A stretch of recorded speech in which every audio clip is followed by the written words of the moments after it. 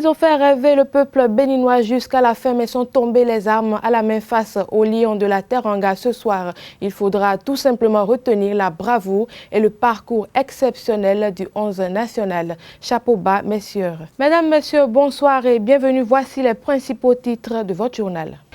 Le 11 national ne jouera malheureusement pas la demi-finale de la CAN Égypte 2019, mais ce n'est pas par manque de mérite puisque c'est une compétition qui s'arrête sur les traces indélébiles que les écureuils du Bénin à travers leurs performances remarquables durant la CAN Égypte 2019 ont laissé les supporters béninois l'entendre de la même oreille et nous vous proposerons à l'entame de ce journal l'ambiance sur laquelle ils ont soutenu le 11 national. Adapter l'école aux besoins de la société pour venir à bout du chômage en Afrique en général et au Bénin en particulier, c'est l'une des propositions de Herman Kekere, consultant en politique publique. L'essentiel de son propos est à découvrir dans ce journal. Au menu de la 4e édition du festival Voutoun, lancé par un vernissage à l'Institut français de Cotonou hier mardi 9 juillet 2019, l'exposition Chichavi qui regroupe les œuvres de 5 artistes béninois et 3 étrangers et plusieurs autres activités. Tous les détails de ce festival vous seront livrés dans un instant.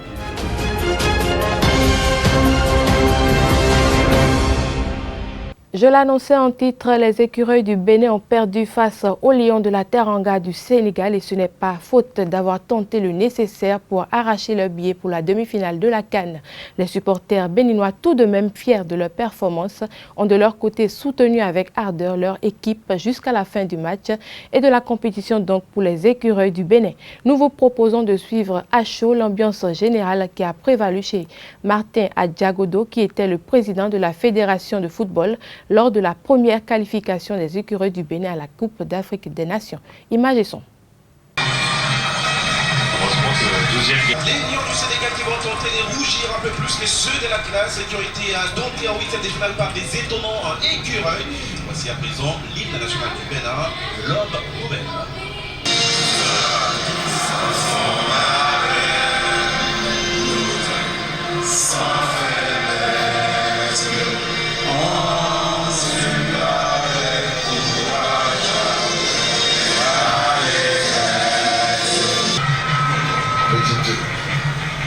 On va les retrouver, mais pour l'instant.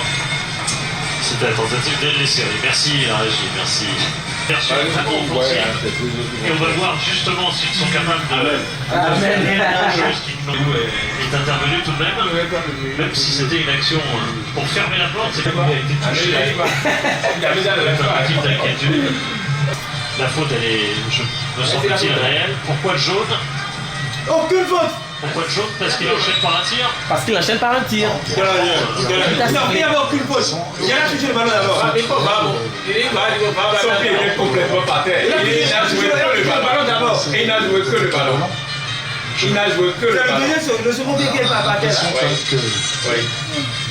Non, je l'avais dit et ça a été repris par les journalistes qui font les commentaires du match. C'est très clair. Le joueur n'a fait que jouer le ballon et l'action du but vient juste après. Il était dans l'élan, il a continué son élan en tirant et donc je ne vois pas pourquoi. Et non seulement il faute, mais il met lui-même un carton. Donc c'est anormal et surtout dénoncer le fait qu'on dise qu'il y a VAR et que VAR n'intervient pas sur ce genre d'action.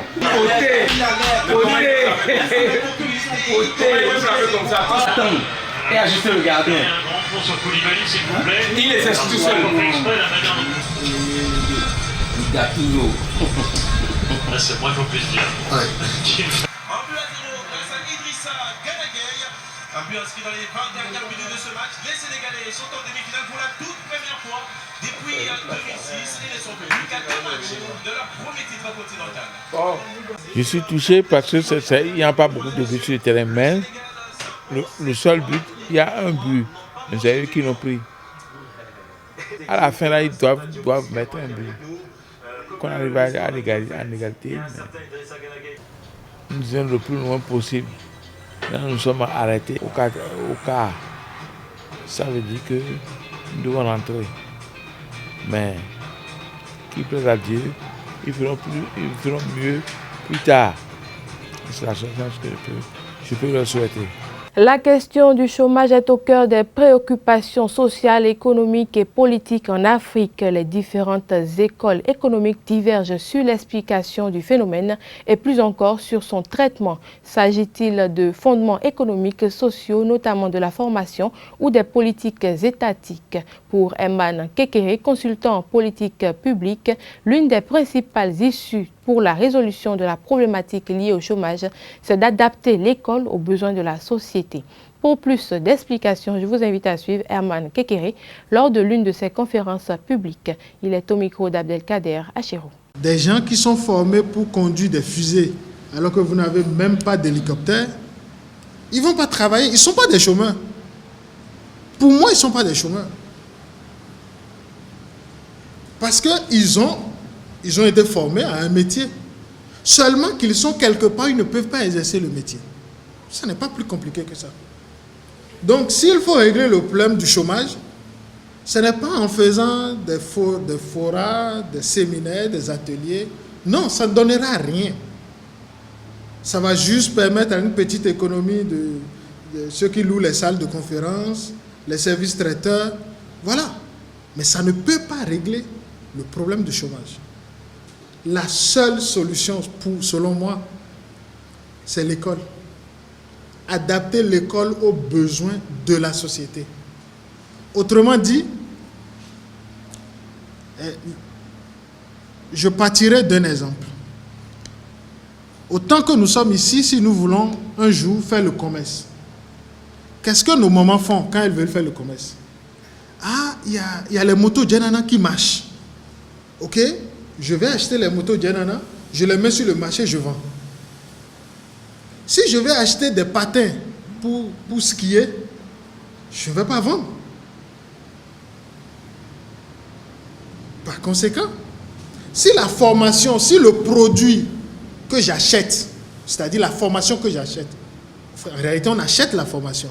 Quand vous allez dans un institut de formation, dans une école, vous payez pour avoir une formation. Cette formation que vous l'achetez, il faut aller la vendre sur le marché de l'emploi. Si vous achetez des patins d'hiver, est-ce que vous pouvez les vendre au Niger, au Bénin, au Togo et en Côte d'Ivoire? Ce n'est pas possible. Conclusion, c'est le client, c'est-à-dire le consommateur, qui détermine ce qu'il faut aller acheter. Le commerçant ne vend que ce que le consommateur veut. Le commerçant ne peut pas aller acheter en Chine un produit qui ne sera pas consommé sur le marché. Mais ici, nous achetons tous les jours des produits qui sont sous-consommés ou pas du tout consommés. Et on dit qu'on est chômeur, on n'est pas chômeur. Si vous avez un diplôme ou bien vous avez appris un métier qui n'est exercé qu'en France, allez en France l'exercer. Pourquoi vouloir l'exercer au Bénin? L'auditorium de l'Institut français du Bénin a abrité ce mercredi 10 juillet 2019 la conférence de presse qui annonce le concert de l'artiste Guy Mapoko, un ancien membre du groupe Les Frères Koudakol, expatrié au Canada depuis 7 ans. Concert au cours duquel sera présenté son premier album solo. Carles Kitome était de la partie. Voici son compte rendu. Donc on vous attend tous le vendredi 12 juillet à 20h30 à l'Institut. Et ça sera une belle fête, je n'en doute pas. La directrice de l'Institut français de Cotonou a ainsi annoncé ce mercredi 10 juillet à l'auditorium de l'Institut le concert de Guy Mapoko prévu pour le vendredi 12 juillet prochain. Le rock, je dis le rock, mais cette fois-ci, c'est un nouveau concept que je développe qui s'appelle le Rock Africa, qui est du rock mariné à de la sauce africaine, torturé dans de la sauce africaine. Donc je vis à Montréal depuis près de 7 ans et je serai en concert pour vous ce 12 juillet à partir de 20h30 à l'Institut français. Et ça va être, ce concert-là sera me permettra de vous présenter mon nouvel album qui est, lui, intitulé Pardon. Et ce serait du rock aux couleurs africaines. Voilà. Mi fonzande kiamia beyo le doya beyo yasime yo mesanadeo emi jonya bena amedeon podu kakala saoma waye na doko sowaji yivide podabe oma vado asido tekpe oma yena emebe aocho soya o dangbe aocho amegbeto o la ren aocho afiade menyon o oyaro vovovo. D'autres acteurs impliqués dans l'organisation du concert de lancement de l'album Pardon de Guy Mapoko commentent l'œuvre de l'artiste. Voilà, moi j'ai découvert votre travail. Je suis d'autant plus enthousiaste que vous avez volontairement travaillé dans un genre rock, donc avec des influences nettement occidentales, mais réhabilitées. Exactement. Voilà, je me permettrai de vous qualifier du Johnny Hallyday du Bénin. Vous avez un talent absolument remarquable. Vous vous êtes entouré des meilleurs musiciens là, de la scène locale. Oui, je vais placer un petit mot. Vous saviez, moi, je suis très embarrassé quand il y a lieu de justifier ou d'expliquer la musique de Guy Mapoko. Je crois que c'est quelque chose qui ne se dit pas. Les mots sont très faibles pour exprimer l'émotion, l'engouement, la chaleur humaine et toute cette vigueur. Il y a trop d'énergie que ce mec dégage au cours de ses concerts. Je suis journaliste culturel et j'ai eu la chance de rencontrer beaucoup d'artistes sur scène. J'ai vu beaucoup de concerts, que ce soit au Bénin et à l'extérieur. C'est des moments uniques que vous passez en compagnie de Guy Mapoko. Je vous invite vraiment à venir voir le spectacle. Les questions seront absurdes. Venez voir le spectacle et vous pourrez vous faire votre opinion. C'est vraiment une bête de scène. C'est un malade. Et j'aurais souhaité que vous puissiez être témoin de ces moments-là, parce qu'il va partir dans quelques jours. Et il a souvent l'habitude de jouer dans un enclos fermé au Sanctuary. C'est trop cher, c'est pas à la portée de nos bourses. Moi, j'ai été l'année dernière et je l'ai vu jouer, j'ai été ému. Je me suis dit, c'est un Béninois. Et c'est comme ça que la collaboration a commencé. Et je me suis dit que c'est un péché que tout ce talent-là soit confiné dans un enclos. Et il faille quand même pouvoir l'ouvrir, donner l'opportunité à beaucoup d'autres personnes de le voir. Et c'est en cela que nous avons entrepris la démarche de l'Institut français. C'est vraiment un rendez-vous pour nous, c'est vraiment une opportunité et je vous prie vraiment de venir à ce spectacle. La 4e édition du festival Voutoun rend hommage cette année aux dessins animés, aux illustrateurs et aux jeux vidéo. À ce titre, un vernissage a ouvert le bal. Des activités programmées ce mardi à l'Institut français de Cotonou. Dénommée exposition Chichavi, il regroupe les œuvres de 5 artistes béninois et 3 étrangers. Promouvoir le dessin béninois, c'est l'essence du festival Voutoun. L'édition 2019 de cette rencontre des créateurs d'œuvres d'esprit, lancée ce mardi 9 juillet, fait donc la part belle au dessin animé. Il y a différentes productions qui ont été faites sur le thème. Le dessin d'animation et les jeux vidéo, qui est la thématique du festival de cette année. Donc nous avons jugé utile de la décliner aussi comme thème de cette exposition, dont des œuvres ont été produites sur ce thème dans le cadre du festival. Et ce sont ces œuvres, c'est une sélection de ces œuvres que vous voyez affichées autour de nous. 8 artistes visuels, 5 béninois et 3 étrangers exposent leurs œuvres à l'exposition Chichavi, dessin animé en langue nationale fond. Le vernissage de l'exposition Chichavi, c'est, disons, un collectif, un groupe d'illustrateurs, des professionnels qui viennent de au moins 4 pays. Nous avons Christophe Leborgne, qui est notre ami, qui est notre invité de cette année, l'invité d'honneur. Nous avons Chidi, qui est togolais, et Dodzi aussi, les deux sont des Togolais. Nous avons Morgue, Mohamed Sani, qui est nigérian. Et vous allez avoir l'occasion de voir ses œuvres. Mohamed Zine El Abidine, de nationalité marocaine, nous amène à la découverte de ses créations. J'ai mis en exergue le temple de Porto Novo et la mosquée de Porto Novo qui a été construite par les revenants, les esclaves libérés ou affranchis qui sont de retour du Brésil fin 19e et début 20e.